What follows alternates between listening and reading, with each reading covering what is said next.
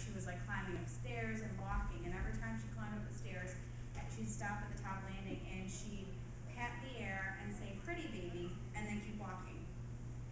They also reported a couple times they were woken up in the middle of the night, one by a pillar of light about knee height in their room, and another time by hearing somebody cough. So both times they woke up and they were a little bit alarmed, so they went, and checked out the house, especially when they heard the cough. They thought somebody had just broken in. So they checked the house, they went to check on their kids, and they found that one of their kids, like the baby, had a blanket wrapped around his throat and was choking.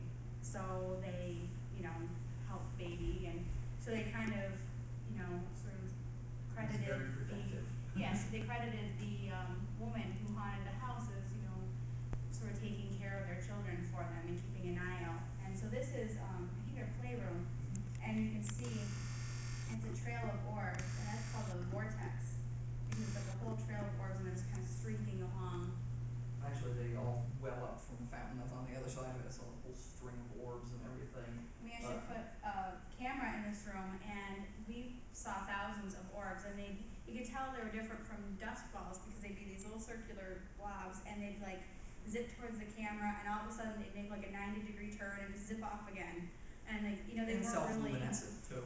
They were changing direction, and it was pretty cool. They had like a message circle seance at the same time we were investigating, so they had probably 20 people in their house, and everybody was just sitting at the TV watching the footage of these orbs floating around. This is another fun one. This is where I was finishing up my photography classes, and the last photography class I was working with a bunch of people.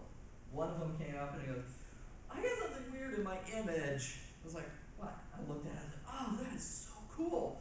And he went to the professor and he's like, "Jenny, I got something in my image." And she looks at it, she grabs the magnifying glass, looks at it, and she goes, "Let me see your negatives." She grabs the negatives, she's looking at it on the light table. I'm like, "That is totally cool. That's an apparition." And she's like, after a few minutes, she goes, hands it both back to him, and she looked at him and goes, "That's a poltergeist." And she turns and starts to walk away. I looked at her and said, "No, that's an apparition." She goes, "That's a poltergeist." And the reason why,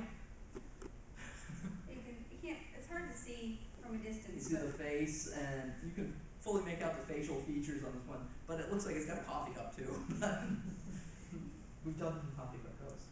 I was like, "Yeah, that's not poltergeist, that's an apparition."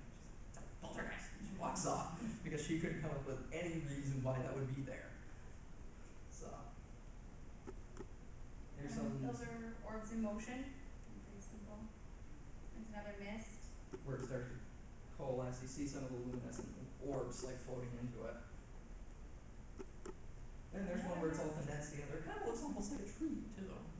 It's all sort of welled up.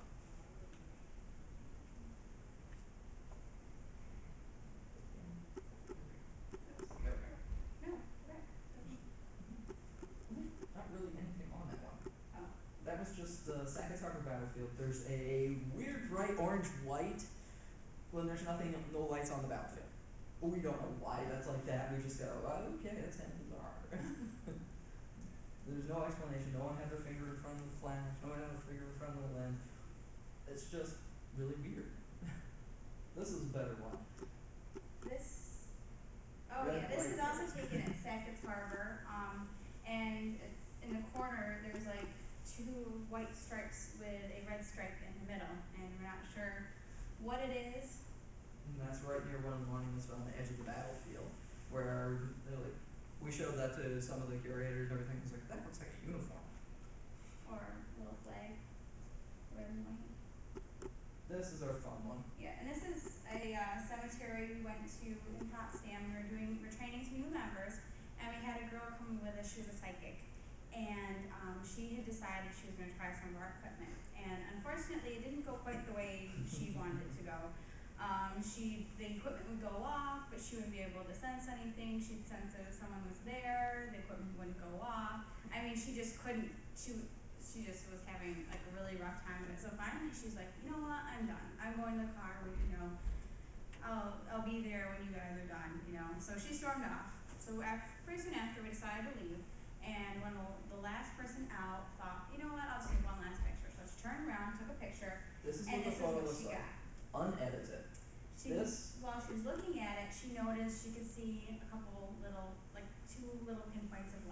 so we Right lightened it little up, dots right over there. and then We enlarge it, enlarged it, and then we lightened it up.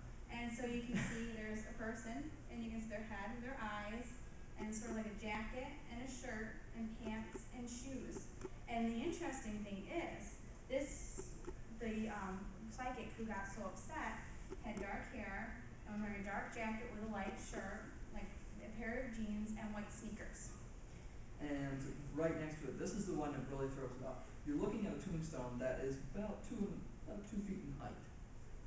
So you're looking at a stubby figure about this tall. Oh, no, it's taller, just farther back. It is very short in comparison to the headstone, but it's also, weirdly standing. Mm-hmm. So she's like, I'm never going back to the cemetery again. She's had it with that.